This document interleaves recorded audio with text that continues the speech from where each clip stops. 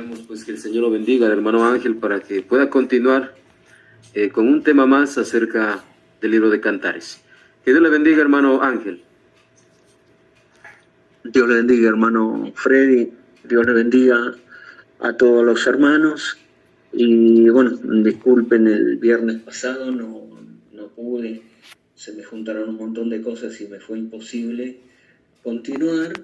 Y el otro viernes, el anterior al viernes pasado, habíamos quedado en la primer parte, o habíamos visto, mejor dicho, la primer parte de Cantares 1, verso 4.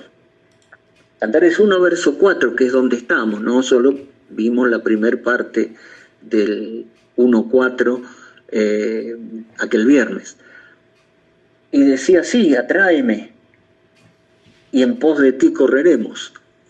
El rey me ha metido en sus cámaras. Nos gozaremos y alegraremos en ti. Nos acordaremos de tus amores más que del vino, con razón te aman. Así que bueno, aquel viernes, hace 2 viernes, vimos atráeme y correremos.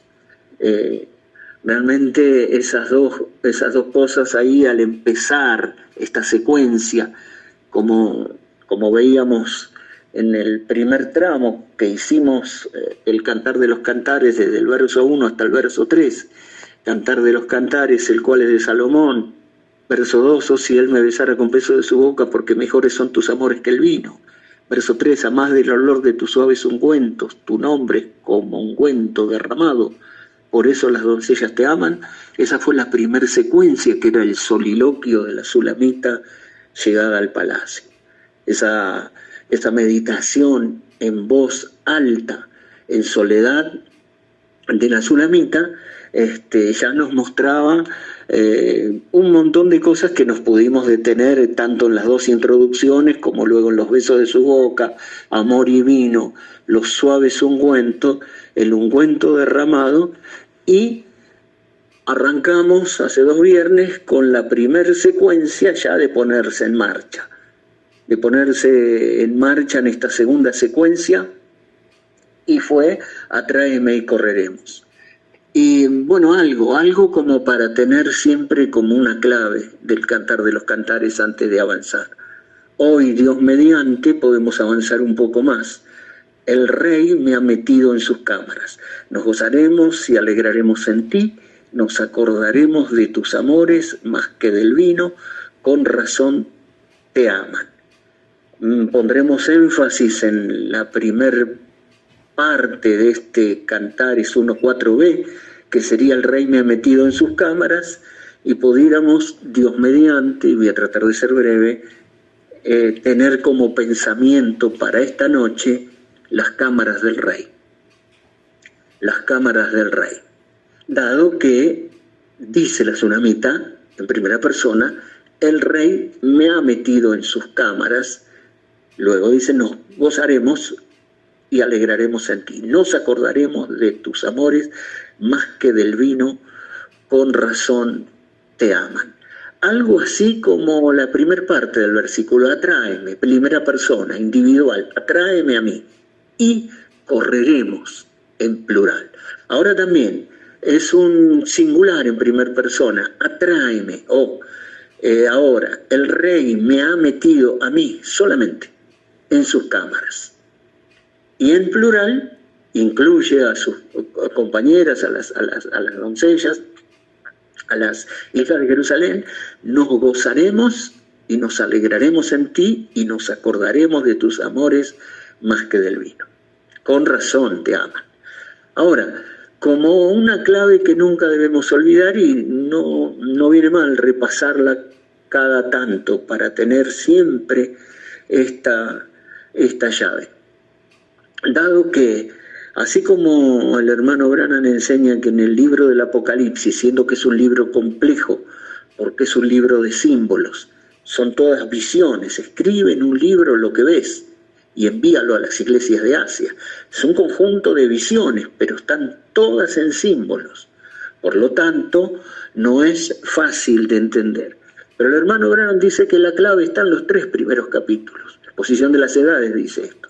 que las edades de la iglesia llegan, capítulo 1, 2 y 3 del Apocalipsis, llegan con como una iluminación inicial para poder entender el Apocalipsis, y que como una vela romana llegan como una iluminación inicial, estallan y después vuelven a explotar y luego salen otras luces y así sucesivamente, y viene luego luz sobre luz para que al final nuestros ojos maravillados puedan ver cómo se desenvuelve toda la revelación.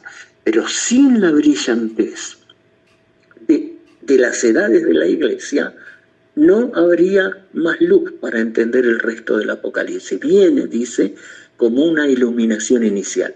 Si se captan bien los 3 primeros capítulos del Apocalipsis, entonces está ahí la iluminación inicial para poder entender el resto del libro. Bueno, el Cantar de los Cantares también es un libro complejo. Está en símbolos, en alegorías, en figuras. Tiene solamente 8 capítulos y 117 versículos, pero es bien complejo para entenderlo en sus detalles. Entonces hay una trama que está escondida y hay unas claves que es la que nosotros usamos para abordar el libro, que fue la que dio el hermano Branham en el futuro hogar de la novia terrenal y el novio celestial, el futuro hogar, donde dice que este libro, esta muchacha, la novia, la sulamita, tengo apuntado aquí el Cantar de los Cantares. Algunos pensaron, dice que es un canto que él cantó. No, es un símbolo. Es Cristo, dice, enamorado de la novia. Y algunos pensaron que era un canto que él cantó, pero no, es un tipo de Cristo enamorado de la novia. Y entonces hay muchas posibilidades que tiene el libro para ser abordado, pero nosotros escogimos las 2 mayores. Cristo enamorado de la novia. 1, como cuerpo místico, Cristo y la novia, de muchos miembros. Cristo enamorado de la novia enamorada de Cristo, como un cuerpo místico de muchos miembros. Y la segunda interpretación, el segundo eje con que estamos encarando este libro es el verbo y el alma. Es absolutamente individual, interior es el verbo y el alma. Entonces, Cristo enamorado de la novia, Cristo enamorado del individuo, porque estos individuos son los que forman la novia, el cuerpo místico de muchos miembros. Ahora, por supuesto, que el libro tiene muchas más posibilidades. Por ejemplo, estas son las 2 que usamos nosotros, pero hay mínimamente 5 andariveles por donde ir en este libro. El tercero que pudiéramos mencionar sería el amor de Dios hacia Israel en el Antiguo Testamento, donde encontraríamos el Cantar de los Cantares como un canto de amor de Dios hacia su pueblo Israel. Y así lo interpretaron los antiguos rabinos, y en sus comentarios y en sus midras excelentes y excelsas vieron también toda la trama del Cantar de los Cantares en su gran mayoría de los intérpretes y de las midras rabínicas desde el Éxodo hasta la venida del Mesías. Y entonces ahí después ahondan en los detalles del Cantar de los Cantares. Y fue tan excelso que aún uno de los rabinos dijo que el día más grande que hubo en este mundo no fue, o sea, dijeron los rabinos, bueno, fue cuando Dios dio la ley a Moisés en el Sinaí, no, fue cuando Dios entregó a Israel el Cantar de los Cantares. Tal era la concepción de este libro misterioso y glorioso que lo consideraron un canto excelso, el Cantar de los Cantares, el Santo de los Santos, el Rey de Reyes, el lugar santísimo de los escritos sagrados, del amor excelso entre Dios e Israel. También, por supuesto, como un cuarto eje se pudiera tomar aplicaciones para la pareja natural, para el matrimonio. Hay muchas cosas que se pudieran tomar para para poder aplicarlo también al matrimonio cristiano, al matrimonio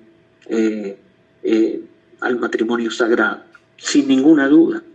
Y después, bueno, las aplicaciones tremendas que se han hecho a través de toda la historia, aplicaciones para todo el cristianismo en general, a manera de devocionales, donde cientos y cientos de predicadores tomaron versículos aislados del Cantar de los Cantares para llevar un devocional. Yo mismo lo hice muchos devocionales con versículos aislados. El manojito de mirra, que casualmente lo compartí en Neuquén, en donde el hermano Jonathan, el lirio entre los espinos, la voz de mi amado, y bueno, y así versículos aislados, pero que tienen gran contenido y que son muy buenos para la enseñanza espiritual cristiana, los devocionales. Entonces, ahí tendríamos como una autopista de 5 carriles, de 5 andariveles, y necesitaríamos mucho tiempo para ver un versículo, Cristo y la novia, el alma y el verbo, el matrimonio, Dios e Israel, y un devocional espiritual para cualquier iglesia local y para cualquier cristiano de cualquier tiempo. Entonces, por supuesto que sería así, sería algo como hizo Orígenes con su Hexaplas, que puso ahí todas las traducciones en 6 idiomas, en griego, en hebreo, en latín, en siríaco, y entonces él veía un versículo en 6 andariveles. En esa época donde no había ni aplicaciones, ni había computadoras, ni buscadores donde se podía hacer eso se hacía todo manualmente y buscando capítulo por capítulo de la Biblia, y así entonces podían ir por toda la palabra, por esos andariveles, como hizo Orígenes en su Hexaplas.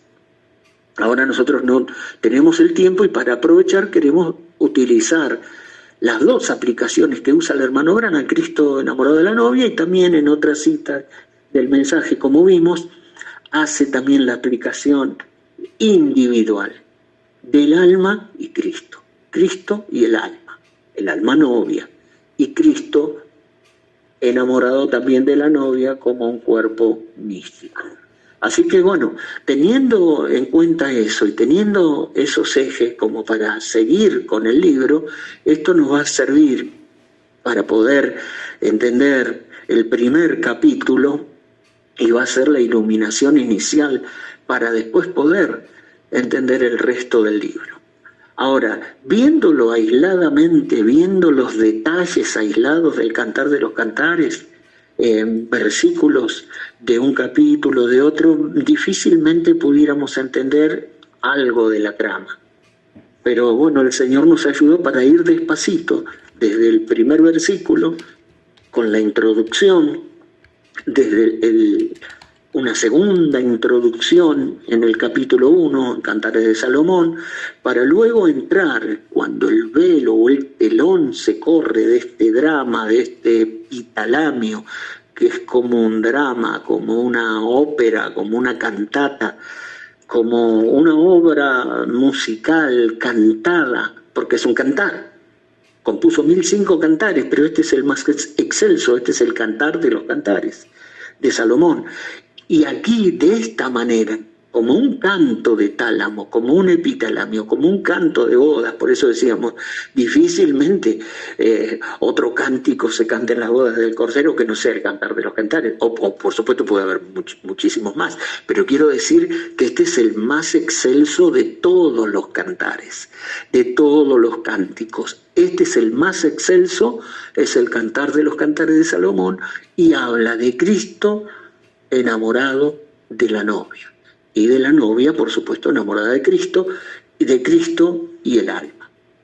Entonces, bueno, con esas herramientas pudimos avanzar en ese soliloquio donde ella meditaba en 3, 4 cosas, como decíamos, los besos de su boca, los amores del rey, que eran más que el vino, aunque el vino era bueno, y los coperos y la cámara del vino y todo lo demás que vimos, los suaves ungüentos, todas las operaciones del Espíritu Santo, tu nombre como ungüento derramado, el superior ungüento, Cristo derramándose Él como ungüento derramado, así como el frasco de alabastro fue quebrado y se derramó el perfume, así Cristo fue quebrantado en la cruz del Calvario y derramando su vida hasta la muerte. El superior ungüento, mirra, casia, aloe, exhalan su vestido. Su nombre, Jesús el Salvador, es como ungüento derramado. Nunca nos podemos olvidar de esto, dice, porque vuelven a hacer mención de esto. Tus amores son mejores que el vino, en el verso 2, pero en el verso 4 se vuelve a hacer mención. Ya estamos en carrera. Verso 4.1, hace 2 semanas vimos, atráeme y correremos, atráeme y correremos. Atráeme. Si me atraes, correremos. Si no me atraes, difícilmente podamos correr, aún caminar, aún arrastrarnos, porque nadie puede venir, nadie se puede poner en marcha, nadie se puede poner en movimiento si el Kusei, el Padre, no le trajere. Pero atráeme y correremos. Y sí, y entonces sí, también nos gozaremos y nos alegraremos en ti, y siempre nos acordaremos de tus amores más que del vino. Con razón te aman. Este es el motor de la carrera, el amor y la fe. Los gemelos de gacela. Le dice el rey a la amada, tus pechos son como gemelos de gacela, iguales en tamaño, iguales en velocidad. Esto representa en el interior de la tsunamita su amor y fe, devoción por su rey. Su amor y fe es lo que pone en marcha, los pistones del motor interior que ponen en marcha a la novia para esta carrera. Amor y fe y amor, solo creed empieza, y cuando baja es yo le amo porque él a mí me amó y me compró mi salvación allá en la cruz. Así se mueve la cosa.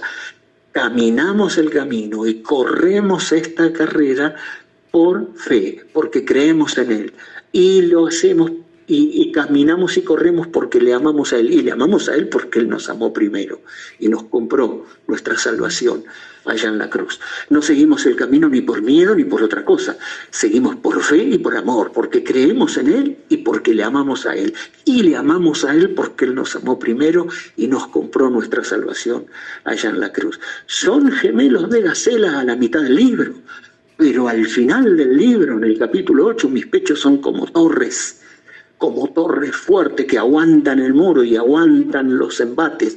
La fe en Jesús y el amor a Jesús, la fe en Jesús y el amor a Jesús son como gemelos de gacela, pero llegan a ser como torres. Entonces, la carrera, la atracción y la carrera, eso es lo que vimos hace 2 semanas. Para los que no estuvieron, un pequeño repaso, nada más, así agarramos el hilo y volvemos a retomarlo. Vimos atráeme y correremos, vimos dos cosas ahí, la atracción divina y la carrera. Entonces el soliloquio estaba bien, la meditación en todas las bendiciones de Dios, todas, habidas y por haber, todas, pero la cuestión es que ahora en este sprint final, que va desde el día de hoy hasta rapto / bodas del Cordero, porque el rapto no es algo al limbo, es decir, nos saca de acá y nos rapta, pero para llevarnos a las bodas del Cordero, porque en el cielo se dice gozados y alegrados porque han llegado a las bodas del Cordero. No dice gozados y alegrados porque ha llegado el rapto como un objetivo en sí mismo. El rapto no es un objetivo en sí mismo, no es solamente un escape como quien se salva de un incendio, salir como Lot salió de Sodoma, así como quien se salva de un incendio. No, es un rapto a la manera de Romeo y Julieta, es arrebatar, sacar, trasladar una novia para llevarla a la boda del Cordero. Y gozados y alegrados porque han llegado a las bodas del Cordero y su esposa se ha preparado. Obviamente, entonces, en ese sprint final que va del día de hoy hasta el rapto, hay una carrera que correr. Vimos todo esto y no nos alcanzó el tiempo para ver. Yo les puse en los PDF en las compilaciones, en los bosquejos, todo lo que pude, y pudimos ver las grandes atracciones, por ejemplo, la atracción de la cruz. Si yo fuera levantado, a todos atraeré a mí mismo. La atracción del Cristo crucificado, le veremos inatractivo, pero para que le deseemos. Si el Cristo crucificado, si la cruz, si el Salvador, si nuestro Salvador no ejerce atracción, y bueno, nada lo hará. Pero la atracción del Cristo crucificado, dice, más la atracción del electroimán del Espíritu Santo, que es lo que hace mover aún a alguien que está imposibilitado, a alguien que no pudiera, la atracción divina al pedazo del electroimán hace mover al pedazo de metal. Por más el pedazo de metal solo no pudiera moverse ni para la izquierda ni para la derecha, ni para atrás ni para adelante, pero basta que el electroimán se acerque y se mueva para que empiece a moverse a diestra y siniestra, hacia adelante y hacia arriba. Entonces, la atracción de la cruz, la atracción del electroimán. ¿Cuál es la atracción en el monte? Dios cumpliendo su palabra. La atracción del mensaje de la hora, la atracción de la palabra de este tiempo. Dios cumpliendo su palabra, Dios haciendo historia, Dios cumpliendo profecía vindicada. Bueno, es la atracción de la hora. Y luego, bueno, me faltó poner algunas atracciones más. Las agregué en otra compilación de Word. Después en el chat y en las subcarpetas de los temas que vamos viendo se las comparto, que es Atracción Divina, cita de William Branham. Y bueno, y hay una que es preciosa y que, bueno, no me dio el tiempo para verla, pero ahí estaba. Era la de el sol y el lirio. Entonces, en los mensajes, dolores de parto, ¿cómo puedo vencer? Estatura del varón perfecto. Y alguno que otro más, el hermano Branham habla del lirio, ¿no? Cómo el lirio del pantano surge desde abajo del pantano, desde el fango, y se va abriendo paso entre el lodo, entre los insectos, entre toda esa maleza acuosa que hay, y se va abriendo paso porque hay algo que lo está atrayendo, algo que lo está sacando. Miren, el lirio, considerar el lirio como crece, dice, y es un tipo hermoso, lo dice en estatura del varón perfecto, y esto es sobresaliente porque lo dice en estatura del varón perfecto cuando está explicando la segunda virtud, que es virtud, poder, virtud. Cuando está explicando virtud, termina de explicar fe y empieza a explicar virtud el ejemplo del lirio, considerar los lirios como crecen, y da reverendo señor lirio y todo eso. Precioso. Después, si avanzamos en el Cantares, cuando lleguemos a la parte de los lirios, lo vamos a ver en detalle. Pero dice, pero que se esfuerza el lirio del pantano, del lodazal, se esfuerza para surgir, para abrirse paso, para aparecer. Es un hermoso tipo de la vida cristiana.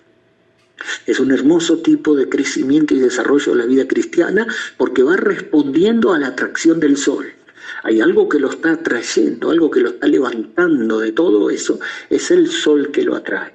Un hermoso tipo de la vida cristiana cuando el sol de justicia, el Señor Jesucristo, nos atrae a tal grado que nos da la posibilidad de abrirnos paso, sea el medio que fuera, sea lo difícil que esté todo, sea el origen que sea, como el pantano, abrirse paso para poder expresar, dice, la belleza, para poder emanar el aroma, para poder dar el néctar a la abeja que se acerca.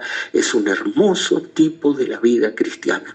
Y en otras palabras, el hermano Branham está diciendo que así se desarrollan las virtudes espirituales, como el lirio, considerar los lirios como crecen. Y su atractivo es el sol, por eso crecen. Dice, ellos florecerán como lirio, dicen, o sea, mi pueblo florecerán como lirios, y ejerce la atracción el sol, y esto es un hermoso tipo, dice, de la vida cristiana. Así que bueno, la atracción divina es absolutamente elemental, como dijeron los antiguos también. Si me atraes, correremos, y si no me atraes, no podremos ni siquiera caminar el camino de Dios, porque nadie puede venir a mí si el Padre no le trajere. Entonces necesitamos siempre de su atracción para poder correr, y sobre todo correr este sprint final, esta carrera. Corramos la carrera que tenemos por delante. Dice, dice, yo prosigo al blanco, prosigo a la meta del supremo llamamiento en Cristo Jesús. Una carrera, dice el apóstol Pablo, puesto los ojos en Jesús, corramos la carrera que tenemos por delante, prosigo a la meta, no que lo haya alcanzado, pero prosigo a la meta. He peleado la batalla cuando terminó, he corrido la carrera, he guardado la fe. Sin embargo, dice en otro pasaje, para contrarrestar el sentido arminiano que se le quiera dar, bueno, hay que correr la carrera, hay que esforzarse, lo podemos hacer y porque no depende ni del que quiere ni del que corre, sino de Dios que tiene misericordia. Pero quien lo expresa mejor es la expresión del Cantar de los Cantares, porque cada versículo está cargado de contenido. Entonces es contundente: atráeme y correremos. Si me atraes, no solo te seguiremos en pos de ti, caminaremos en pos de ti, andaremos en pos, correremos en pos de ti, correremos esta carrera. Y hay algo muy lindo cuando dice, prosigo al blanco, esta carrera, a la meta del supremo llamamiento en Cristo Jesús. Y en el otro pasaje dice, para ver si puedo alcanzar o agarrar, asirme a eso por lo cual yo también fui asido. Es decir, tengo que correr esta carrera para alcanzar, agarrar, atrapar aquello por lo cual el Señor me atrapó y me agarró a mí. Es decir, corro esta carrera para agarrar aquello, ese supremo llamamiento, ese objetivo para el cual el Señor me agarró a mí y me puso a correr esta carrera. Entonces, el supremo llamamiento, hay una carta fabulosa que está denominada el supremo llamamiento, que es una carta del hermano Branham a Raimundo Fandeler, que esa después la vamos a poner también, porque el supremo llamamiento es asombroso. Yo me acuerdo una vez que prediqué en Córdoba, en el Tabernáculo de Benecer, el supremo llamamiento, leí la carta del hermano Raimundo Fandeler y deteniéndonos en los detalles.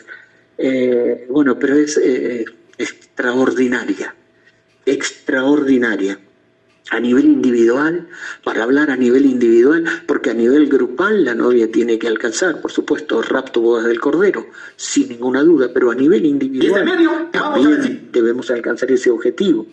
Pero como decía, el tipo de la vida cristiana, como las virtudes se van forjando, así como el lirio abriéndose paso en medio de todas las cosas de este mundo por la atracción del sol, es algo que la atrae, lo levanta. Sí, de esa manera hay un supremo llamamiento particular para cada uno de nosotros, porque fuimos asidos y agarrados, como dice en adopción. Cada uno será adoptado, el agricultor como agricultor, la ama de casa como ama de casa, etcétera, etcétera. Entonces cada uno tiene un supremo llamamiento particular, personal en su vida. Y aquí en esa carta a Raimundo Fandeler, el hermano Branham da un montón de cosas para lo que es un supremo llamamiento de vida cristiana en lo individual y en lo personal, extraordinario. Bueno, continuamos un poquito más para poder ver si llegamos a las cámaras del rey. Fíjense, el rey me ha metido en sus cámaras. El rey me ha metido en sus cámaras. Eso tiene que aclarar. Primero dijo, atráeme. Esto es personal, esto es absolutamente individual. Todos corren la carrera. Recuerden, hasta las 10 vírgenes están todos los protagonistas: el novio, la novia, las reinas, las concubinas, las doncellas, las hijas de Jerusalén, los guardas de la ciudad, los pastores y sus cabañas, los hijos de mi madre, la hermana pequeña, las cabritas, los espinos. Están todos los protagonistas de este drama final, del drama de las edades y sobre todo el énfasis del drama final, y están corriendo la carrera. Las doncellas de Jerusalén. 60 son las reinas, 80 las concubinas y las doncellas sin número, pero una es la paloma mía, la amada mía, la perfecta mía. Entonces, ahí esta expresión, atráeme a mí y correremos, también se repite en la parte B del versículo 4. El rey me ha metido en sus cámaras. No dijo, el rey nos ha metido a todos. Esto no es una cuestión de ser miembro y entrar por membresía a la cámara del rey. Acá no podemos, esto es, solamente entra en la cámara del rey la novia, y las doncellas no, y las concubinas no, porque el rey me ha metido en sus cámaras. Y en lo individual es una cuestión absolutamente personal. Puede ser que pertenezca usted al mejor tabernáculo del mundo, y no quiere decir que entre en la cámara del rey. O puede pertenecer al peor tabernáculo del mundo y puede entrar en la cámara del rey. Recuerde que hay un asunto absolutamente personal, y dice, el rey me ha metido en sus cámaras. Cuando la tsunamita llega al harem, ella llega del norte de Israel, de la tierra de Efraín, de Sunem, de donde era viñatera, y cuando el rey la transporta al palacio, porque el rey la miró y fue como un amor a primera vista cuando la vio debajo del manzano, y los carros de Aminadab, de acuerdo a su promesa que le hizo, finalmente vinieron a buscarla y la llevaron al palacio. Cuando ella llegó al palacio, imagínense el harén, recuerden, 60 las reinas, 80 las concubinas, las doncellas sin número, y llegó a haber un número en el clímax del harén de Salomón que llegaron a 1000. Entre esposas, reinas, concubinas, doncellas y demás, llegó a haber 1000. Y cuando la tsunamita llegó, no venía digamos, de algún otro palacio o de las clases elevadas de Jerusalén, como las hijas de Jerusalén, sino que era una viñatera que guardaba viñas y que cuidaba cabritas. Una viñatera, me pusieron a guardar las viñas y la que era mía no guardé, y apacentaba las cabritas también. Quiere decir que era ruda y que el sol del Medio Oriente fuerte la había curtido su piel, y cuando entró todas las miradas se fijaron en ella, como diciendo, ¿qué hace acá en este harén? Y ella lo primero que dice más adelante, no reparéis en mí que soy morena, porque el sol me miró. No reparéis en mí porque soy morena, o sea, no me miren así mi aspecto, su cabello florecido, su piel curtida por el rudo sol del Medio Oriente. Pero había algo que el rey la miró, dice, soy morena porque el sol me miró, pero aparte de mirarme el sol, o sea, no soy etíope, soy morena porque el sol me miró, es decir, tostó mi piel, pero no solo el sol me miró, sino que el sol de justicia me miró, el rey de reyes y señor de señores me miró, por eso estoy acá. Soy morena y quizás mi aspecto no sea el mejor, pero estoy acá porque el rey me miró. O sea, el rey me ha metido en sus cámaras. Yo no vine sola, no me colé, no intenté llegar porque no depende ni del que quiere, ni del que corre, ni del que se mete a las cámaras, ni del que quiere entrar al palacio. No reparen en mí, no me miren así, no pregunten qué es lo que hago acá, porque el rey me miró, el rey me ha metido en sus cámaras, el rey me ha metido en esto. El rey me ha metido en esto. Había muchos, había miles, dice el hermano Granat, pero él tuvo misericordia de mí.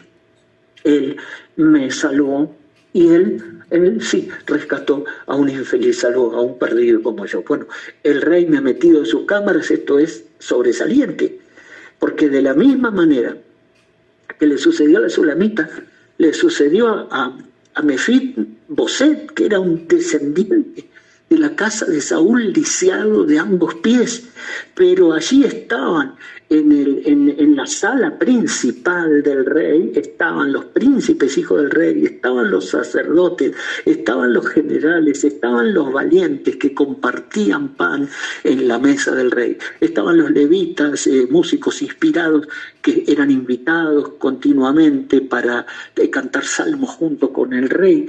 Tremenda congregación en la sala principal del rey, pero el rey no estaba conforme. No habrá quedado alguien, dice, de la casa de Saúl, a quien yo pueda hacer misericordia por amor a Jonatán, ¿Habrá quedado alguno? Sí, queda alguno, porque habían matado a todos, a Saúl, a Jonatán y a toda su casa, a todos sus hijos, pero uno solo pudo escapar, y en la huida la criada se le cayó y quedó lisiado de ambos pies, Mefibosé, que habitaba en lo de Amiel, en lo de Bar, en los lugares de ser. Bueno, vayan a buscarlo y tráiganlo, porque quiero hacer misericordia por amor, y que pueda sentarse a la mesa del rey y comer pan siempre en la mesa del rey. Y allá fue buscado y fue traído, y dijo: ¿quién soy yo para que el rey ponga sus ojos en mí, que soy un perro muerto? Sin embargo, David quiso hacer misericordia por amor. Y ese fue el motivo de la llegada de Mefiboset al palacio. Ahora te imaginen, cuando Mefiboset llegó, lisiado de ambos pies y con su aspecto así como estaba, y descendiente de Saúl, que era una casa maldita y juzgada. Sin embargo, se había hecho acreedor a misericordia por amor. Y cuando se sentó, allí todas las miradas de los príncipes, de los guerreros, de los valientes, de los sacerdotes, de los hijos del rey, todas se fijaron en él, y él podía decir como una tsunamita: no reparen en mí, que soy morena, porque el sol me miró. No reparen en mí, porque yo no vine solo. El rey me mandó a llamar. El rey me llamó. El rey me buscó.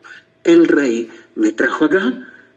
Me ha metido en sus cámaras, aquí estoy, así que, permiso, este plato es mío, tengo derecho a comer del pan que está en esta mesa, del pan del rey. Tengo derecho a comer del pan del rey porque el rey me llamó. Y esto es vital, el rey me ha metido en sus cámaras, tiene que ser así. No puede ser de otra manera. Nosotros por supuesto que si cometimos errores, hermano Juan, hemos cometido errores, porque ¿quién no quiere ser miembro de iglesia y que todo el mundo pueda estar en la iglesia? Está bien, pero una cosa es que los metamos nosotros y otra cosa es que el rey los meta, ¿no? Entonces, nosotros estamos enfocando dos ejes: Cristo y la novia, y el alma y el verbo. Por supuesto que hay muchos cristianos, por supuesto que aún las vírgenes fatuas corrieron la carrera a mucha honra y con mucha hidalguía, porque siempre se las menospreció a las vírgenes fatuas, pero a veces el miembro carnal no renacido de iglesia no llega a atarle los cordones a una virgen fatua que cuando escuchó la voz de aclamación se despertó y vio su condición y vio que tenía aceite, pero que le faltaba aceite para el resto de la carrera, y vio entonces que su problema era el combustible, aceite que quema para dar luz en la lámpara. Ese era el problema, ese tipo de aceite, quizá no unción o otro tipo de operación, era aceite de lámpara lo que necesitaba. Y entonces reconoció su necesidad y pidió a su compañera la novia, la Virgen Prudente, que tenía la vasija y tenía repuesto, tenía aceite para la lámpara. Porque la lámpara en toda la Biblia es la palabra. Lámpara a mis pies es tu palabra y es una luz para mi camino. El mandamiento es lámpara y la enseñanza es luz. Y la palabra profética más segura es como una antorcha, como una lámpara que alumbra en el lugar oscuro. El problema está en tener espíritu para esa palabra, para hacerla brillar. El problema no está en la unción, en estas operaciones, ni en los dones, ni en lo otro. No, el problema estaba en el aceite para la lámpara. Y la novia tenía. Y entonces se le dice: por favor, denos de lo que tienen ustedes. Por favor, porque nuestras lámparas se humean, se apagan. Necesitamos eso. Por favor, compártanos. No, esto es personal. Vayan y pidan, compren a los que venden. Vayan, corran, busquen, paguen el precio. Porque esto es personal, no se transfiere, esto no se puede transferir de uno a otro. Yo te puedo compartir un PDF, pero no te puedo dar lo que tengo yo adentro mío, pero cada uno debe buscarlo, porque esto es Cristo y la novia, y es el verbo y el alma. Y entonces ellas aceptaron eso, aceptaron el consejo de su compañera, la novia, de su igual, y entonces salieron en esa carrera a buscar, a comprar a los que venden, a pagar el precio, y seguramente hallaron lo que pudieron hallar y hasta dónde pudieron hallar, porque recuerden que como parte de la tela eran buena tela, pero eran predestinadas para ser los santos de la tribulación, y la otra parte de la tela era predestinado para ser la novia, pero era buena tela todo el corte de tela, eran todos hijos de Dios. Pero bueno, corrieron, buscaron y llegaron, y la puerta estaba cerrada. Y no pararon y siguieron en desesperación a clamar: Señor, ábrenos, Señor, ábrenos, Señor, ábrenos. Y el Señor abrió, pero dijo: lo siento, no los conozco, que en el griego no han estado en mis pensamientos. Y se cerró la puerta y quedaron en las tinieblas de afuera en la tribulación. No estaban en los pensamientos, no estaban destinados o preordenados para entrar a las bodas del Cordero, al rapto y boda del Cordero, pero sí estaban predestinados para ser los santos de la tribulación, que luego se pararían y estarían de pie en el lago de vidrio mezclado con fuego, cantando el cántico del Cordero como mártires gloriosos de la gran tribulación. Así que ellos también corrieron su carrera, y bien que la corrieron, y todos corren. Las doncellas de Jerusalén la vamos a ver corriendo, y vamos a ver cómo todos entran en esta carrera, pero no hay manera, no, tampoco depende del que quiere ni del que corre, y está bien que haya. Y esto abre, el Cantar de los Cantares abre que hay un cuadro de que, por supuesto, en un grupo cristiano numeroso seguramente va a haber miembros de la novia, seguramente va a haber vírgenes fatuas, seguramente va a haber las otras ovejas benditas del Padre para el reino, preparado para ellos antes de la fundación del mundo, porque fueron una ayuda en la obra, porque fueron buenas almas, así como las doncellas de Rebeca que acompañaron en camellos también a Rebeca, fueron una ayuda, una gran ayuda en la obra, y van a la tribulación, pero en el trono blanco entran a vida eterna, son las otras ovejas. También están los Hebreos 6, los espinos, no tenga la menor duda. Hebreos 6 espinos, aquí están, y están los hijos de su madre, los medio hermanos, los hermanastros crueles, están los guardas de la ciudad, bueno, todos están en su carrera. Y está bien, pero lo más importante entonces, sin ninguna duda, es que el Rey nos meta en sus cámaras, que el Rey nos haya metido en esto para que nosotros podamos agarrar aquello para lo cual fuimos agarrados, para poder asir aquello para lo cual fuimos también asidos. Ahora, bueno, el Rey me ha metido en sus cámaras, singular, no las metió a todas en sus cámaras, pero entra.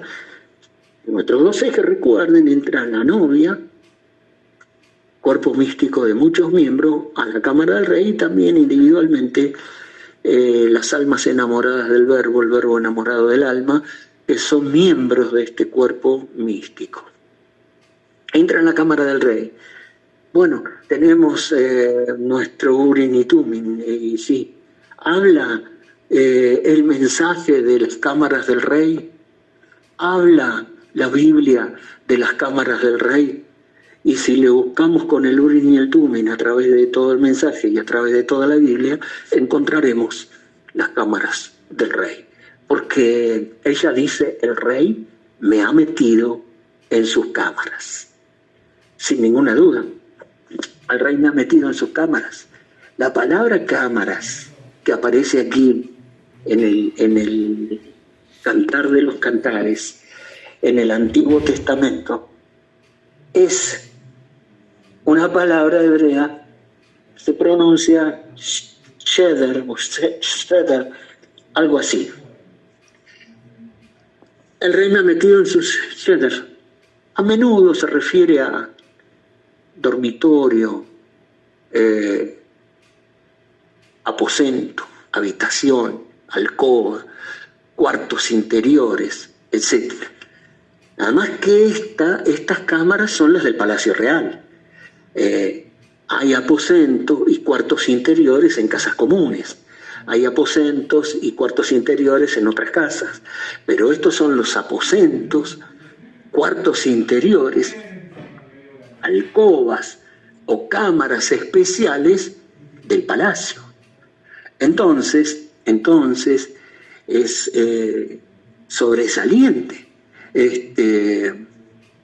Esta podría ser, sí, la cámara ya de por sí denota intimidad, ¿no? O sea, no las llamó a todas, vengan, el rey nos ha metido en sus cámaras a todas, a las doncellas.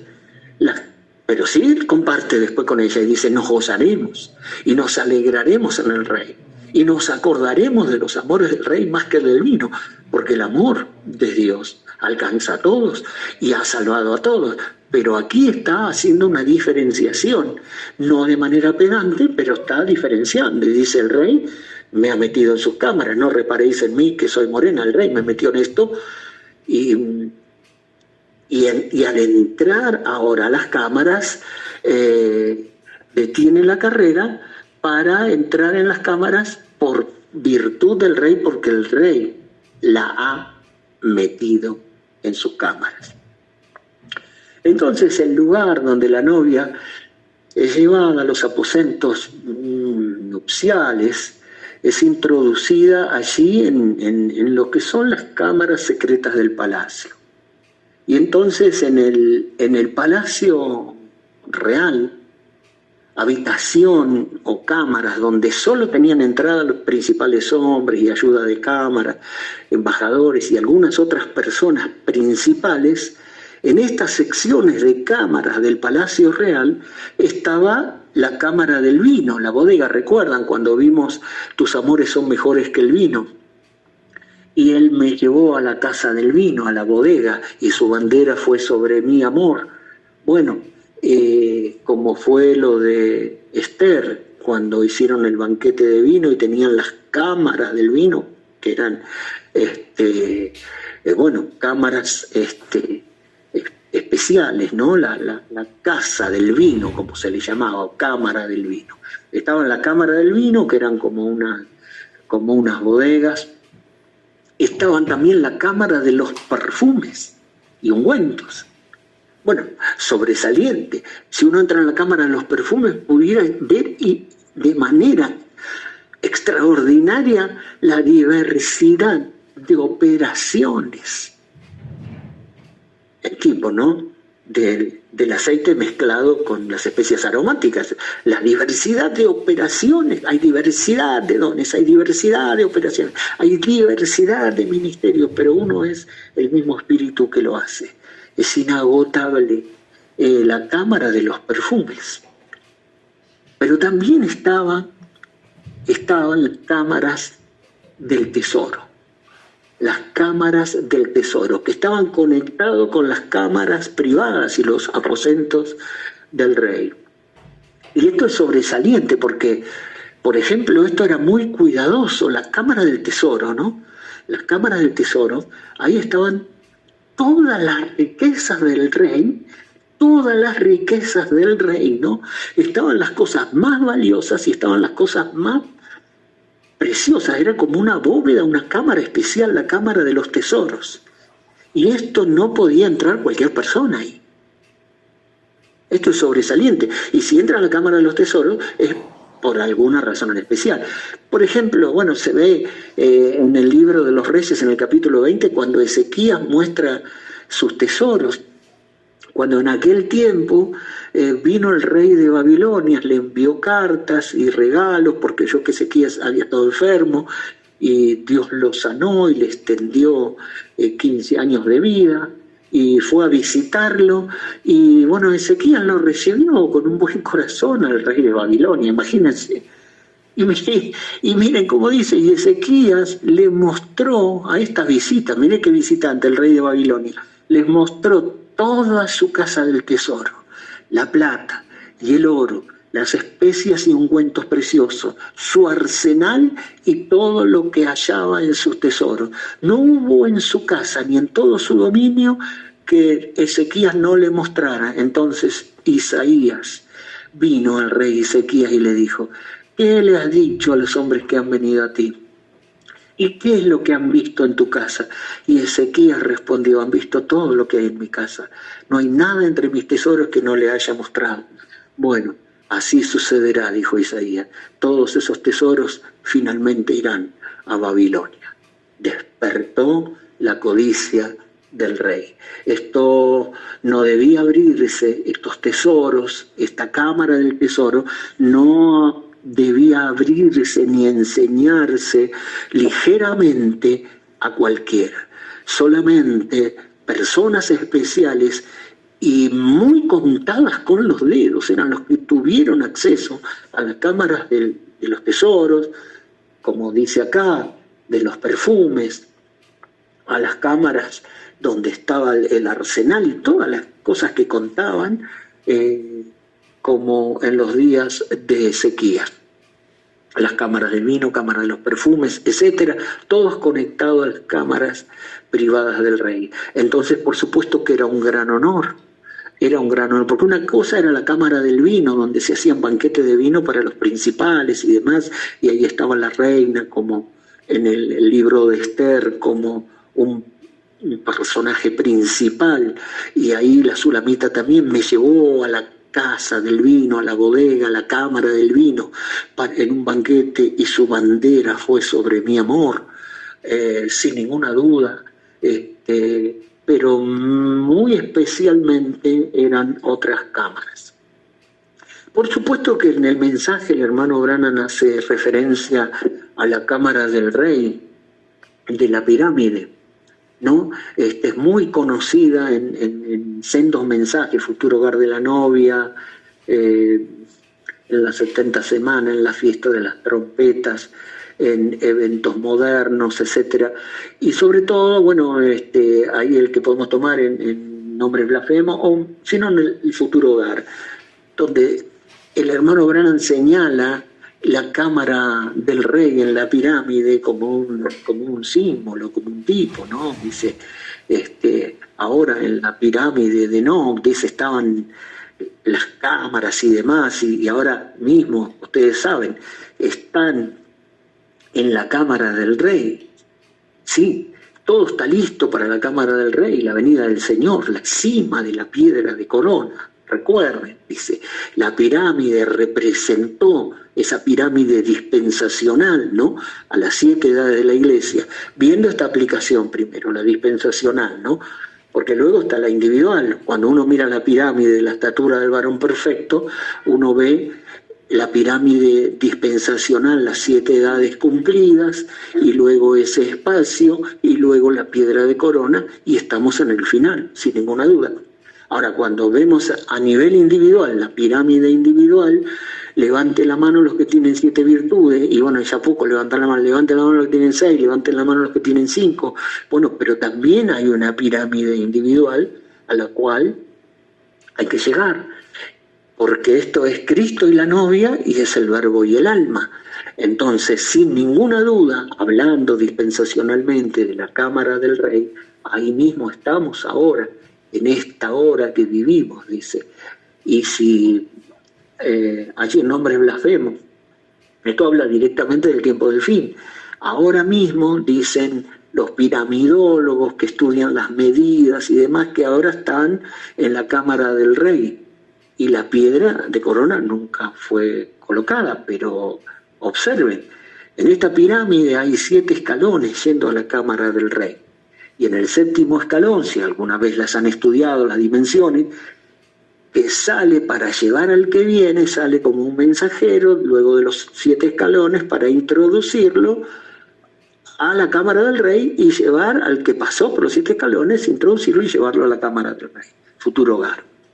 Sigue diciendo, párrafo 376, fíjense en cuán hermoso, y en esta pirámide había 7 escalones, luego la cámara del rey, y nosotros, pasando la 7ª de la iglesia, antes que el rey tome su trono, aquí estamos nuevamente, la pirámide, la cámara del rey, y justo ahí hay una plataforma de introducción. Cuando termina el 7º escalón y antes de llegar a la coronación o consumación, hay una plataforma de introducción donde sale un mensajero para llevarlo a uno, al rey, así como Juan el Bautista en la primera venida.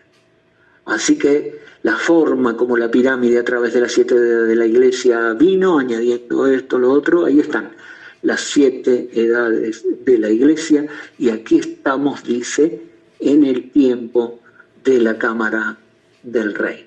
La cámara del rey. Esto lo dice a manera simbólica en las edades. Había allí la cámara del rey, y también en la pirámide, si ustedes buscan el cuadro, el corte de la pirámide de Keops, la pirámide de Enoch, van a ver que está la cámara de la reina también, y hay también una cámara subterránea. Cámara del rey, cámara de la reina y una cámara subterránea. Que eran cámaras, obviamente, cámaras secretas, ¿no? Y aquí dice, sí, el hermano Branham, a ver si la tengo aquí, esta cita, sí. Tenemos la cámara del rey, sí. Y el hermano Branham dice entonces, sí, no estamos, dice, vamos solamente a tomar el mensaje, a ver cuál es mejor. Eventos modernos, sí, son hechos claros por la profecía. Sí, donde hay 2 párrafos, el 54 y el 64. Hay muchos más, porque todos los mensajes últimos del 65, sobre todo los de noviembre del 65, él hace estas referencias. Dice así: no estamos viviendo en una edad metodista, ni en la edad bautista, ni en la edad pentecostal. Estamos viviendo en la edad de la novia, el llamado, volviendo a Dios. Párrafo 54. Párrafo 64 dice: estamos viviendo en otra edad. Estamos viviendo aquí, en la edad de la novia, llamando fuera a la iglesia y juntándola para el rapto. Entonces él dice, claro, obviamente identifica la 7ª edad, la edad de la Odisea, la edad pentecostal, la edad bautista, la edad metodista. No estamos viviendo en ninguna de esas edades. Estamos viviendo en la edad de la novia, en la edad de la cámara del rey. ¿Cómo se llega ahí? Y dice, bueno, había un mensajero al final del 7º escalón para conducirlos a la cámara del rey. Es decir, nadie pudiera entrar solo, el rey te tiene que meter en sus cámaras, y tiene una manera de meterte en sus cámaras a nivel dispensacional, a nivel novia, Cristo y novia, cuerpo místico de muchos miembros. Y dice, como él sube acá, y yo te mostraré las cosas que deben suceder. Y entonces sale de las edades y sube. Bueno, en cierta medida es el rapto, pero en cierta medida también, dice, él sube más alto para ver esa edad del trono, esa edad de coronación, donde hay otras cosas que abajo no había.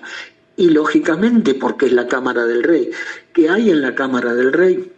Esta es la edad de la novia a nivel dispensacional, y por supuesto es distinta del resto de las edades y el resto de los estamentos de la pirámide. Estamos viviendo en otra edad. Estamos viviendo aquí en la edad de la novia, llamando fuera a la iglesia y juntándola para el rapto / bodas del Cordero. Por supuesto que uno puede estar en un tabernáculo y ser un laodiceano, vivir como un laodiceano, porque si uno no es frío ni caliente y es tibio, obviamente es un laodiceano. Pero estamos hablando de Cristo y la novia como un cuerpo místico de muchos miembros, y del verbo y del alma. Y por supuesto después hay un montón de protagonistas también de este libro que no son la novia, pero que cada uno cumple su rol y su papel en este gran drama. Ahora, esto es a nivel dispensacional, la cámara del rey, que está también la cámara de la reina, como una antesala primera de preparación, y luego la cámara subterránea, que esta sí, que es la más secreta y desconocida. Y aquí entonces, después de esto, por supuesto que hay muchos más cámaras que nos habla la Biblia y que nos habla el mensaje, la que mencionamos recién, por ejemplo. Es la cámara del tesoro. Y esto es sobresaliente porque, como veíamos en Ezequías, en lo natural, en los palacios reales, existía lo que es la cámara del tesoro. Y me gusta cómo dice una versión de Orígenes, porque Orígenes leía y hizo sus comentarios y además con la Exaplas, que era una traducción sextuple, con 6 versiones en distintos idiomas. Era tremendo maestro en su hora y fue mártir incluso. Para la época donde era todo manual y había que escribir todo, fue sobresaliente. Y él tradujo Orígenes, este versículo, medio versículo del Cantar, no sé si fue de la traducción del arameo o del siríaco, no sé cuál, de la Exaplas, pero le puso así: el rey me introdujo en su cámara del tesoro. Las otras versiones dicen: el rey me ha conducido dentro de sus recámaras, el rey me ha metido en sus cámaras. Bueno, sobresaliente, pero aquí Orígenes de manera especial le pone: me introdujo en la cámara del tesoro. Y Orígenes dice: para que ella viera todas las riquezas del rey y del reino. Y entonces tiene absoluta razón de alegrarse y exultar. Nos gozaremos y nos alegraremos.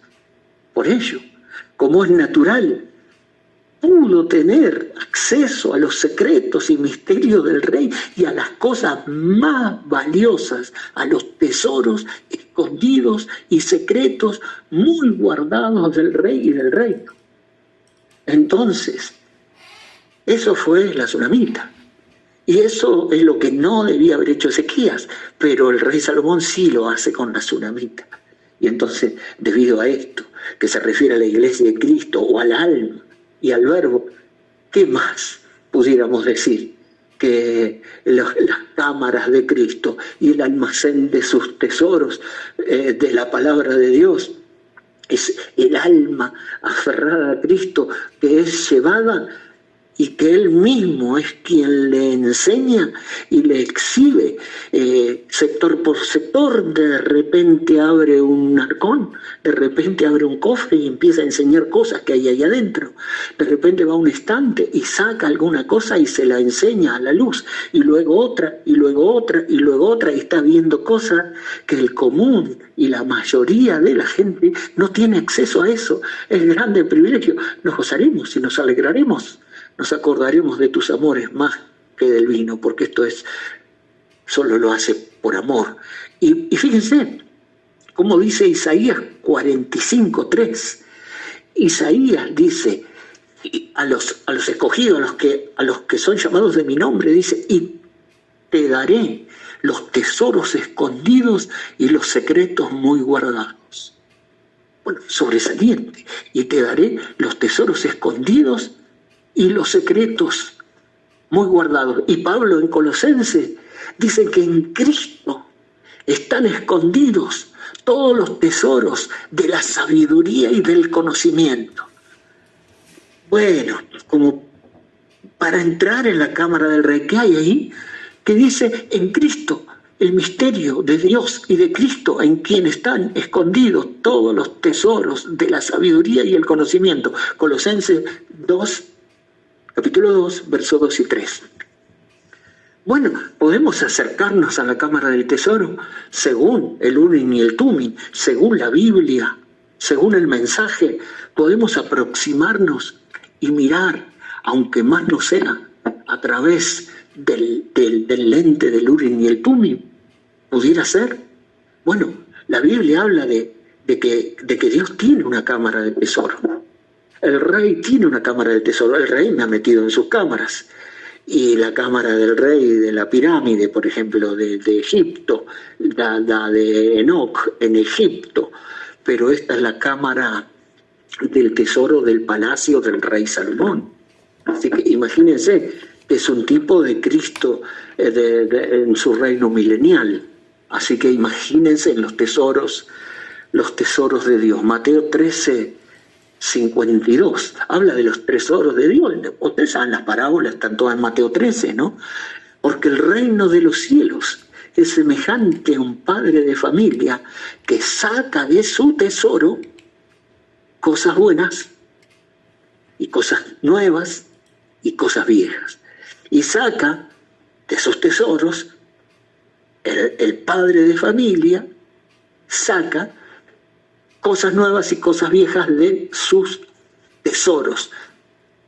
El reino de los cielos es semejante a eso. A un padre de familia que tiene tesoros y que de ahí los saca cosas nuevas y cosas viejas. Y si el rey me ha metido en la cámara del tesoro, podemos ver algunos.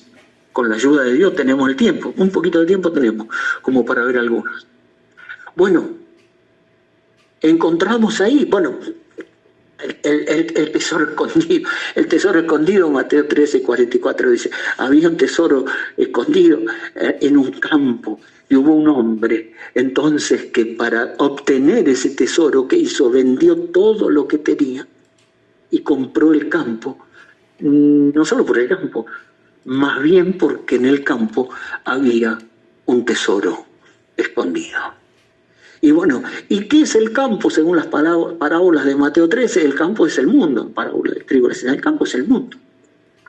Y entonces, este hombre, ¿quién es este hombre que vendió todo lo que tenía para comprar? Claro, sí, Isaías 45:13, el que citamos, los tesoros escondidos y los secretos muy guardados. Ahora, ¿quién era este hombre que vendió todo lo que tenía para comprar el campo? Por supuesto, el Señor Jesucristo, porque el campo es el mundo. El mundo estaba perdido. El mundo se había dado como una herencia a los hijos de Dios, pero se había perdido. Es como que fue hipotecado y había una sola manera de redimirlo y de comprarlo, como es la ley de la redención en Apocalipsis 5 y en el libro de Ruth. Entonces él dice, vendió todo lo que tenía, compró el campo que tenía el tesoro. ¿Qué había dentro del campo, dentro del mundo? Había un tesoro escondido. Veamos, abramos el tesoro escondido. Éxodo 19:5 dice, y vosotros seréis mi especial tesoro, le dijo a Israel, dentro del mundo, dentro del concurso de las naciones, dentro de este planeta Tierra, Dios tiene un especial tesoro. Mal que les pese a los antisemitas, a los antijudíos, a los anti-Israel. Israel es su especial tesoro. Sin ninguna duda, de todas las naciones de la tierra me serán un pueblo especial, dicen un reino de sacerdotes y gente santa, y dice, serán mi especial tesoro. Y como en el libro de Ruth, ahí en ese especial tesoro que era Israel, al redimir como el pariente redentor, vos redimió la tierra de Elimelech que había perdido Noemí, redimió la tierra y redimió a Noemí, redimió la tierra y redimió a Israel. Y ahí adentro de la tierra y de Israel iba Ruth, la novia. Estaba el tesoro escondido, el tesoro especial Israel, sí, y adentro estaba la perla de gran precio, la perla de gran precio, la femenina, ella, Ruth, la iglesia, la novia. Y así como vos redimió la tierra de Elimelech y redimió a Noemí, y al redimir a Noemí, redimió a Ruth y no se casó con Noemí, se casó con Ruth, de la misma manera el especial tesoro es Israel, pero la perla de gran precio. El que busca buenas perlas, el hombre, el mismo hombre que compró el campo, también vendió todo lo que tenía, pagó el precio, no con oro, ni con plata, ni cosa semejante, sino con su vida, con su sangre preciosa, despojándose de todo lo que tenía, de su divinidad, de su deidad, no estimando ser igual a Dios como cosa que aferrarse. Se despojó a sí mismo, se hizo hombre y vino a sufrir muerte, y muerte de cruz, todo para pagar el precio, para comprar el campo, redimir el planeta Tierra que se perdía, y ahí redimir a Israel y redimir a la novia y a todos sus escogidos. Sin ninguna duda, la perla de gran precio es la iglesia, es la novia que fue forjada. Y si ustedes estudian la perla, nosotros tuvimos una serie de parábolas, ¿no? Ahí vimos cómo se generaba la perla con un granito de arena y todo lo nacarado adentro de una ostra, todo un proceso tremendo. Ese es el proceso por el cual ha atravesado la Iglesia de Jesucristo a través de las edades para convertirse en la perla de gran precio. Dios tiene tesoros, sí, quizás para otros no valgan nada, ni Israel, ni la iglesia, ni la novia no valgan absolutamente nada, pero para Dios es su especial tesoro, es el tesoro escondido, es la perla de gran precio. ¿Y qué tenía Aarón en su pecho? Tenía 12 piedras preciosas. 12 piedras preciosas.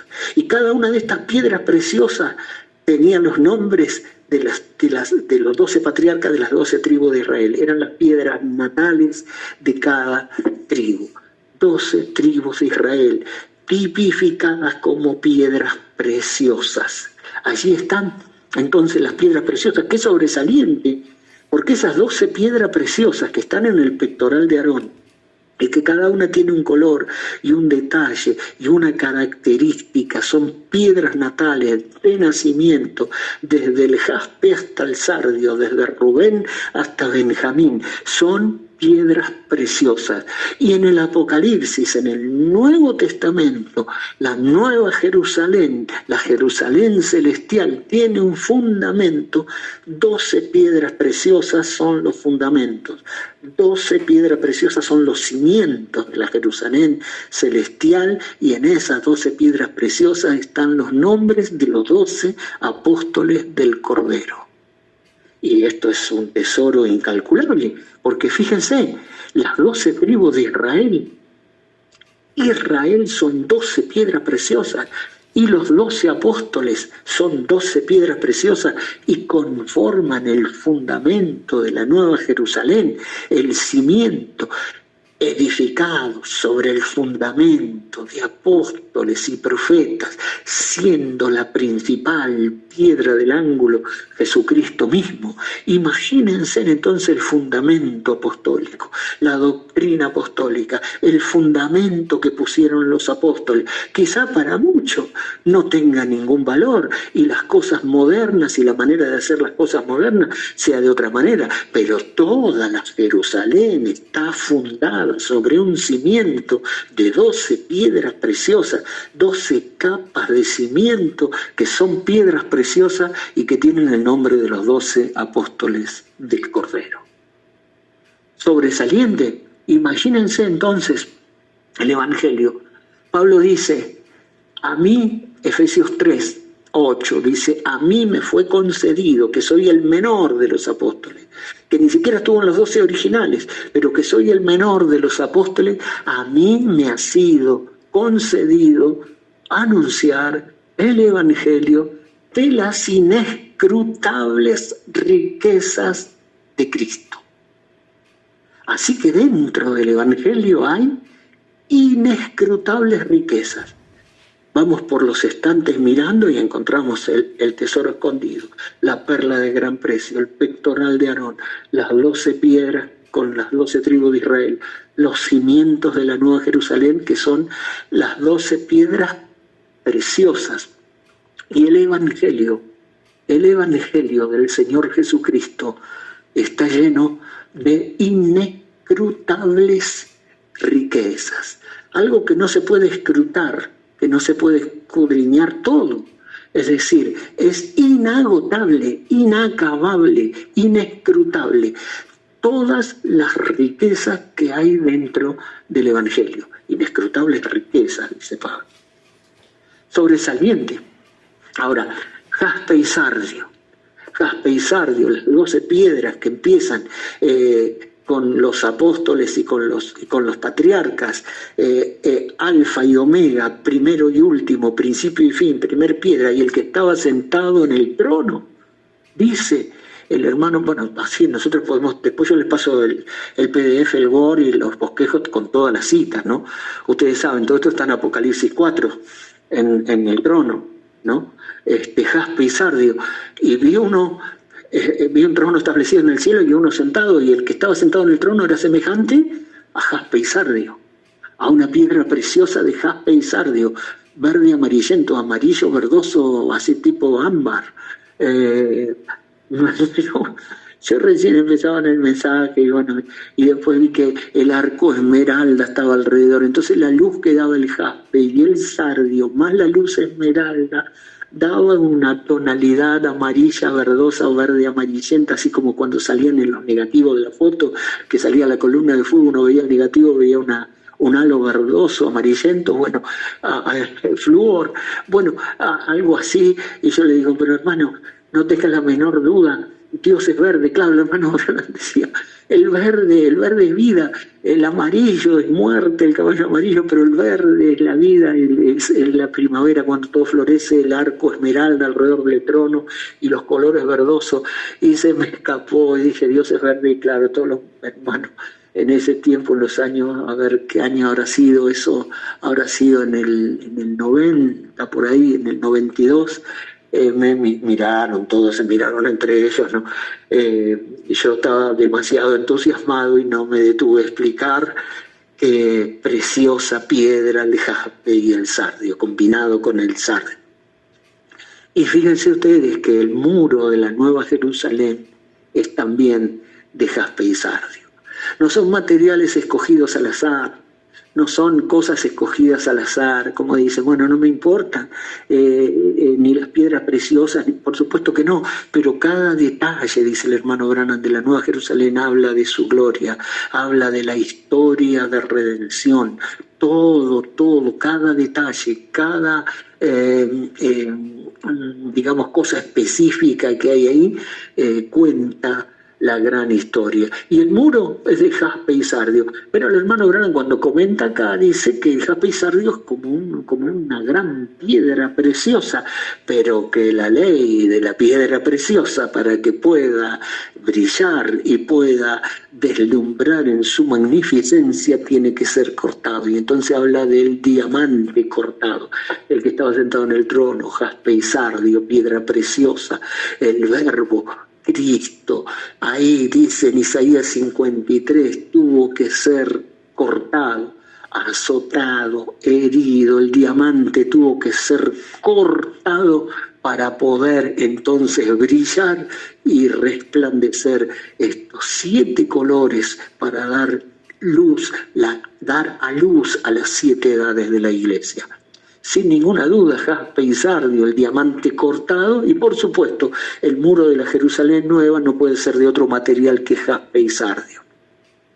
Porque dice en Isaías, cuando vimos la reconstrucción de los muros en tiempo de Nehemías, ellos reconstruyeron el muro natural que estaba derribado, y reconstruyeron con Nehemías los muros y las puertas. Pero Isaías dice, y llamarás a la Nueva Jerusalén, a sus muros, salvación. Y llamarás a sus muros salvación. ¿Qué es lo que nos guarda? ¿Qué es lo que nos protege? Has puesto un muro alrededor de él, dijo Satanás acerca de Job, no puedo llegar. Has puesto un muro y no puedo llegar, pero levanta el muro y permíteme tocarlo. Hay un muro alrededor. La ciudad es amurallada por un muro de jaspe y sardio, y llamarás a sus muros salvación. Entonces adentro de sus muros estamos seguros. Y entonces porque él nos amó y nos compró la salvación allá en la cruz, donde el diamante fue cortado. ¿Son tesoros? Claro que son tesoros. Y en ese mismo muro las puertas son 12 puertas y son de perlas. Son puertas de perlas, que eran las perlas de gran precio, era la iglesia. Y ustedes imagínense, yo compartí las 8 puertas de Jerusalén en el tiempo de Nehemías, la puerta del pescado, la puerta de las ovejas, la puerta del muladar, la puerta del valle, la puerta de la fuente. Qué precioso todo eso, pero esta tiene 12 puertas y son perlas. son perlas. Esto es nada más ni nada menos que la gloriosa historia de la Iglesia de Jesucristo. Vaya por el norte, vaya por el sur, por el este o el oeste, rodee la ciudad, y cuando se abren esas puertas de perla, reflejan el nacarado por todo el proceso que pasaron los santos de la primera, la segunda, la tercera, la cuarta, la quinta, la sexta, la séptima y los del tiempo del fin, cada cosa que tuvieron que pasar. Y estas puertas entonces se abren para dar paso al que accede, al que accede a la ciudad. Cada detalle habla de ello, la historia de la iglesia. Por eso él vendió todo por la perla de gran precio. Y qué no decir del arco iris color esmeralda, color de vida, el arco del pacto, el arco con su circunferencia completa, pero como verde esmeralda, un pacto de vida. ¿Qué más tenemos? Si recorrimos con el rey en la cámara del tesoro y vamos a ver, ¿qué más vemos? Y por supuesto que está el Urim y el Tumim. No puede, si está el pectoral de Aarón, está el Urim y el Tumim. Esas dos piedras preciosas y desconocidas, que quieren decir luces y perfecciones. Y esto es vital. Tener el Urim y el Tumim. ¿No le gustaría tenerlo? El hermano Brandt dice, el Urim y el Tumim del Antiguo Testamento era sobrenatural, una luz sobrenatural pegaba contra el Urim y el Tumim y reflejaban las piedras y formaba un colorido, atestiguando que eso era así, dice el Señor. Cuando una profecía se hablaba, un sueño se hablaba, pero esto ya quedó en desuso, y en el Nuevo Testamento nuestro Urim y Tumim es el Antiguo y el Nuevo Testamento, es la Biblia. Y en esta hora que vivimos, en el final, le agregamos un extra. Tenemos un super Urim y Tumim, tenemos la Biblia y el mensaje, colgando como luces y perfecciones. Las luces de esta palabra y las perfecciones de esta palabra. El mensaje mostrándonos las perfecciones de esta misma palabra. ¿A cuánto les gustaría usar el Urim y el Tumim? No se cansa de lidiar con una sola cita suelta, de espadear con una cita suelta, con un versiculito suelto, perdido por ahí nomás. ¿No sería más lindo agarrar el Urim y el Tumim y agarrar una verdad desde Génesis hasta el Apocalipsis y pasarla por todo el mensaje desde el 47 al 65 y ver cómo brillan y cómo enciende todo el colorido? ¿No es mejor usar el Urim y el Tumim? Pero está en la cámara del rey. Hay que esperar que el rey nos dé esta posibilidad, porque ahí está el alcance, y siempre, por supuesto, será mejor usar el Urim y el Tumim que espadear con pequeñas navajitas de cita suelta. Que Dios nos ayude y nos alcance gracias, porque es glorioso, Antiguo y Nuevo Testamento, el Urim y el Tumim, o la Biblia, pero con un plus, la Biblia y el mensaje en esta hora final. ¿Qué más hay? Bueno, todo un cofre lleno, a ver qué son, gemas, pepitas de oro de la palabra. Es extraordinario. Ustedes que estudian la palabra y que predican continuamente, que están buscando un tema y que van escarbando por ahí en la Biblia algún mensaje, y de repente se topan con una pepita de oro, y de repente se chocan con una gema que ni sabía que existía. Son las veces que me he maravillado descubriendo versículos que no conocía de manera asombrosa. Gemas, pepitas de oro, perlitas de la palabra, sin ninguna duda, están todas ahí llenas, miles y miles y miles, de manera inescrutable y de manera inagotable. Hay gemas, pepitas de oro y perlitas de la palabra de Dios, sin ninguna duda. ¿No es mejor entonces encontrarlas? Sí, hay que buscarlas, obviamente hay que buscarlas. ¿Dónde están? En los cofres de las inescrutables riquezas del Evangelio del Señor Jesucristo. ¿Hay algunas cosas más? Sí, por supuesto que hay algunas cosas más. Ahí yo creo que están también las joyas, los regalos que Eliezer le dio a Rebeca. El zarcillo, el pendiente, etcétera, etcétera. Son todas cosas especiales que Eliezer le dio a Rebeca para embellecerla y para hermosearla. ¿Pueden ser que estén ahí en la cámara del tesoro? Sí, y entonces Rebeca tiene que tenerlo, eso tiene que tenerlo. Las joyas son los regalos de Eliezer, que fue el mensajero que la fue a buscar y que fue con todo ese bagaje de regalos y obsequios que venían de la casa de Abraham, del padre, y que eran regalos y obsequios directos de Isaac para la escogida Rebeca. Tienen que estar, por supuesto, tienen que estar. Y encontrando por allí, en la parte final de la cámara del tesoro, encontramos algo especial. Es la espada del rey. Tiene la hoja de plata, la guarnición de oro, el puño es de perla.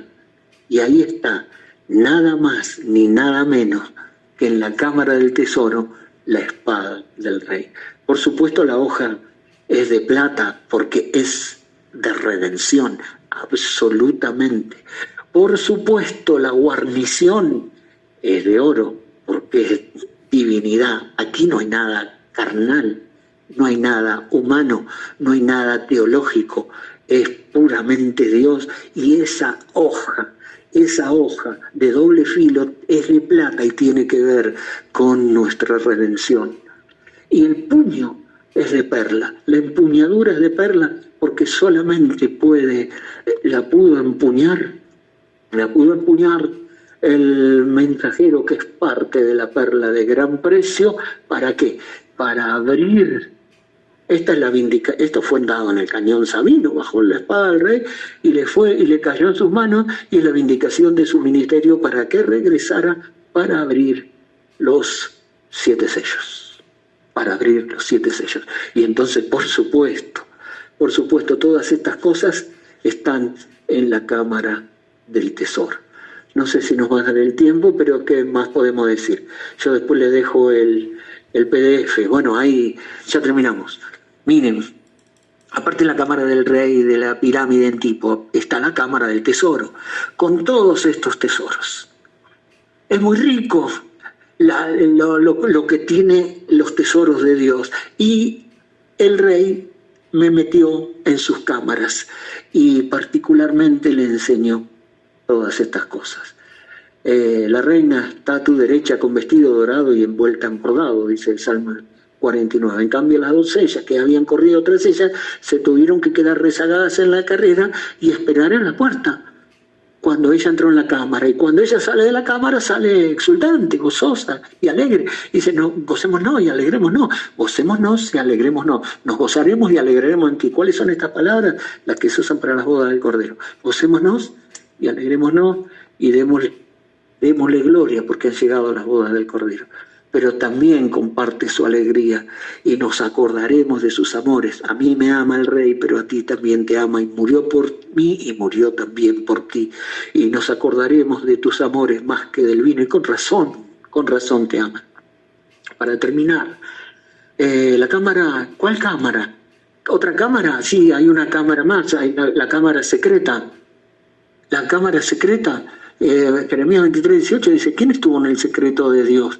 Por supuesto, dice, entra en tu cámara, porque ahora tenemos que venir ya no de la novia mística, solamente cuerpo místico de muchos miembros, sino que vengamos para acá.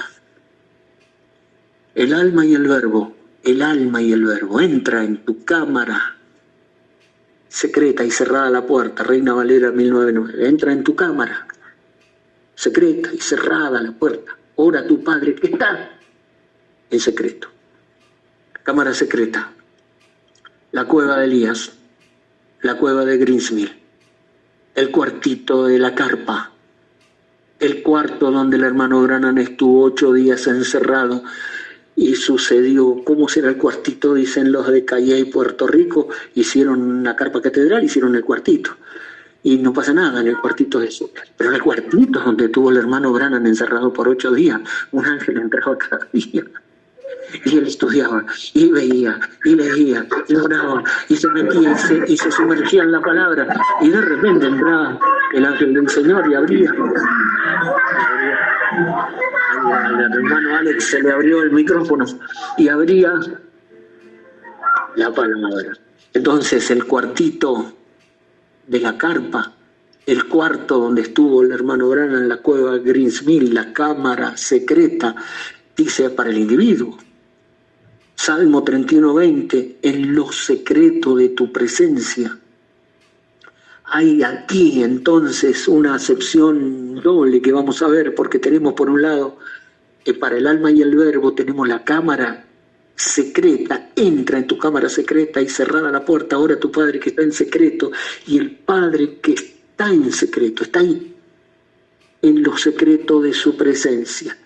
Es cámara secreta y esto es absolutamente individual. Bueno, aquí venimos a algo absolutamente individual. Él cuando iba a la cueva Green Mill iba solo. Elías en la cueva estaba solo. El cuartito en la carpa era para él solo ahí encontrarse, allí te encontraré, con la columna de fuego. El cuartito donde estuvo 8 días estaba solo ahí con la presencia de Dios y con la palabra, y agotador fue, dice, en lo secreto de su presencia, dice el Salmo 31:20. Y el hermano Branham, que antes aquí Elías, va a tipificar también la cueva de Elías. Y en la cueva de Greens Mill no iba una multitud, iba solo el hermano Branham. Cuando empezó su ministerio, empezó en la cueva de Greens Mill.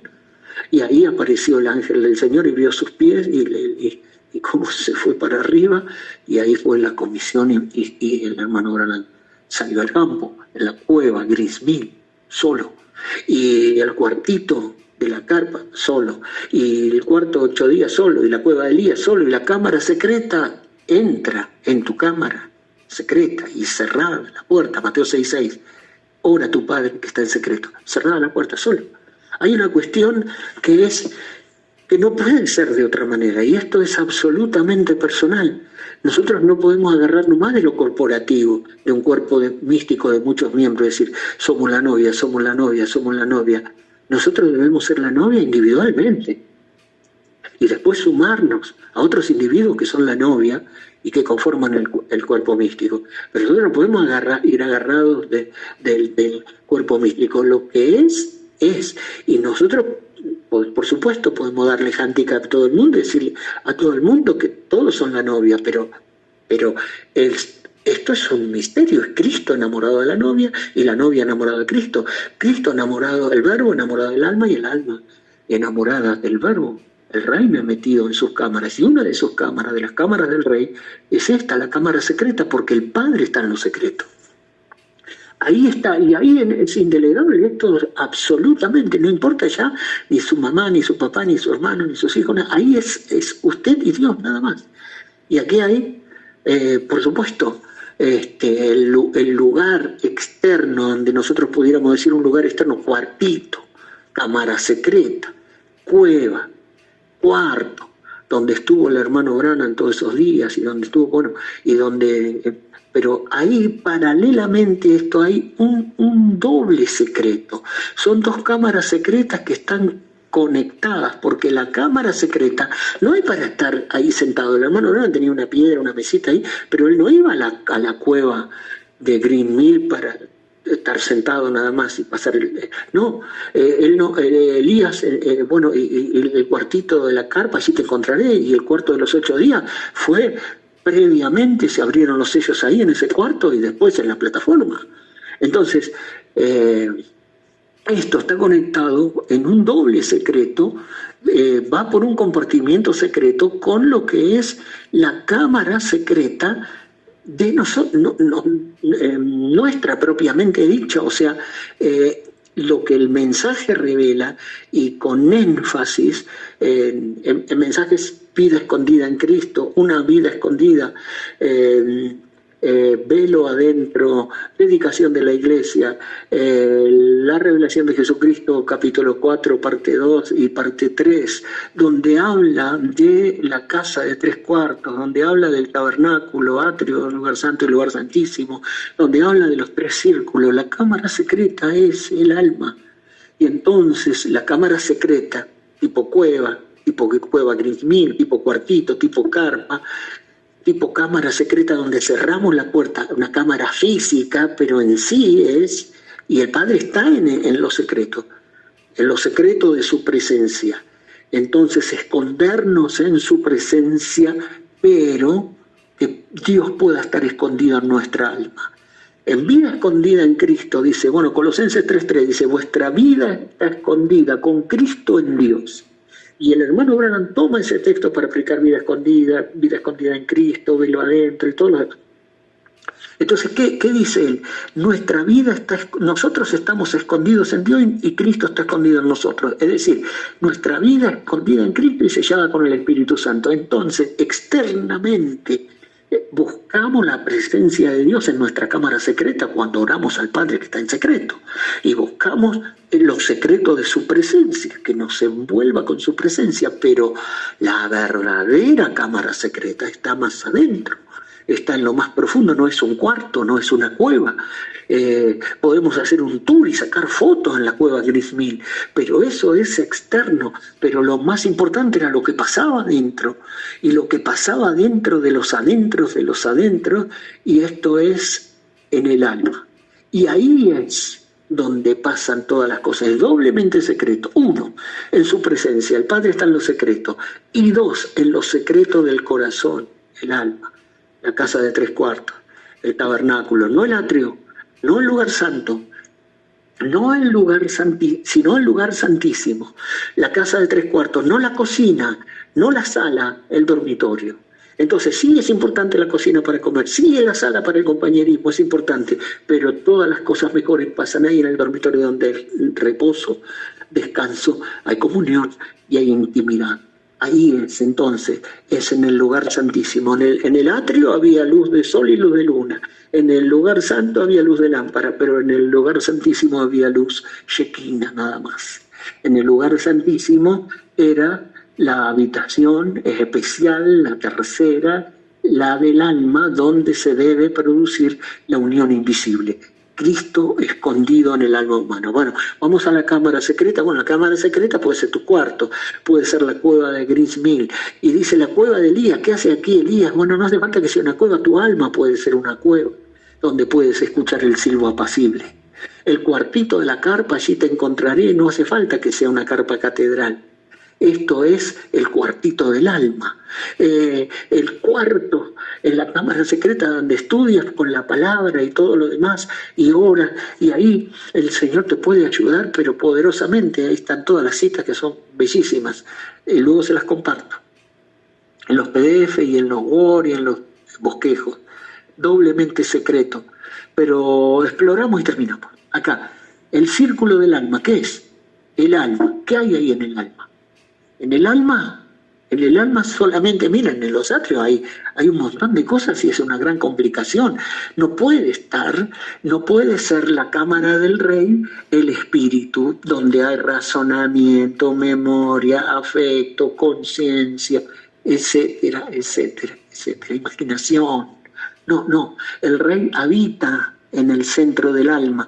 El primer trono de Dios fue en el cielo, el segundo fue en Cristo y el tercero es en el alma humana. Ahí es el trono de Dios, ahí Dios tiene que entronizarse. Ahí, en el alma, solamente hay un sentido: ¿hay fe o no la hay?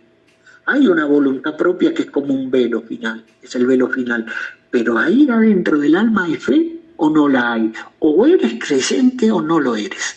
Si eres creyente, eres un creyente almático en el alma. Y si no, puedes tener fe mental, puedes ser, digamos, simpatizante, puedes acompañar como las acompañantes, pero en el alma solamente hay un sentido: ¿hay fe o hay duda? Y entonces dice, ese es el único sentido del alma. Es el trono de Dios. Ahí adentro está el Espíritu Santo. Ahí adentro se produce el verdadero bautismo del Espíritu Santo. Ahí adentro se produce el verdadero nuevo nacimiento. Ahí adentro está el gen de Dios, la simiente de Dios. Y el nuevo nacimiento es nada más ni nada menos que vivificar el gen de Dios que está en el alma. Y entonces allí está el Espíritu Santo, está la simiente de Dios, está Cristo entronizado, está la palabra revelada, porque la palabra que cayó en el alma y produjo la fe, esa palabra no te la saca más nadie. Esa palabra no te la saca más nadie porque ahí dentro de tu alma 2 más 2 es 4. No hay forma de que vengan a decirte que 2 más 2 es 3, porque ahí adentro esa fe se produjo por la palabra espiritualmente revelada. Ahí se produce el nuevo nacimiento y ahí se forjan las 7 virtudes, ahí adentro del alma, no en la carne, no en la naturaleza humana, tratando de tener paciencia carnal, una semana sí, una semana no. No tratando de poner plumas de paloma sobre una naturaleza de cuervo, no, en el alma es donde todo se forja y ahí entonces esa es el alma, lo más recóndito, el alma, trono de Dios, simiente de Dios, gente de Dios, Espíritu Santo, la palabra revelada, la voluntad propia abierta y rasgada, como el velo del templo se rasgó en dos, la voluntad propia rasgada, ahí hay fe verdadera, ahí se generan las virtudes, y entonces si hay una novia, será una novia almática, será un alma enamorada del Verbo. No habrá que bombearla, no habrá que azotarla, cante, ore, busque, ame al Señor, sea fervoroso. Tiene que ser un alma enamorada. Por eso es una novia, porque está enamorada del novio. Por eso será la esposa, porque está enamorada del esposo. Es el alma y el Verbo, y es absolutamente personal. El alma es la cámara del Rey. Nos fuimos de tiempo, pero yo tengo una hora más acá en Argentina, ustedes están una hora más abajo, así que son un poquito más temprano. Pero estas son sus cámaras, la cámara del Rey, la cámara del Tesoro, la cámara secreta externa, pero la cámara secreta interna, el alma. Y por supuesto, entonces el Rey me ha metido en sus cámaras. Y ahora en plural sí, todos nos gozaremos. Y es importante que todos se gocen, vírgenes, fatuas, reinas, concubinas, doncellas, y todas se alegren en él, y todas canten sus alabanzas, y todas se acuerden, y siempre haya memoria de sus amores. Y el amor más grande es el amor del Señor, porque nadie tiene mayor amor que este, que uno ponga su vida por sus amigos. Más que del vino, con razón, te aman.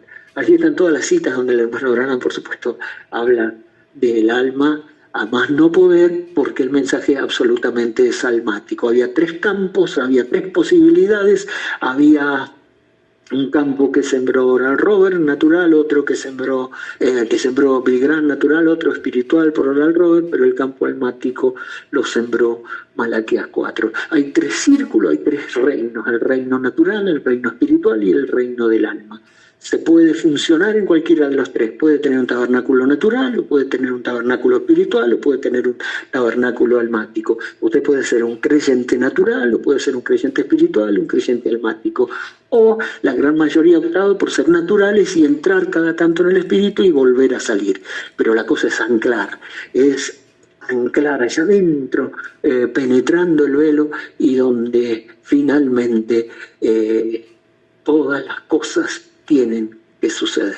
Y allí, entonces, si el Rey me ha conducido dentro de sus cámaras y me introdujo en la cámara del tesoro, y el Rey me ha metido en sus cámaras, nos gozaremos y nos alegraremos en ti y nos acordaremos de tus amores más que del vino.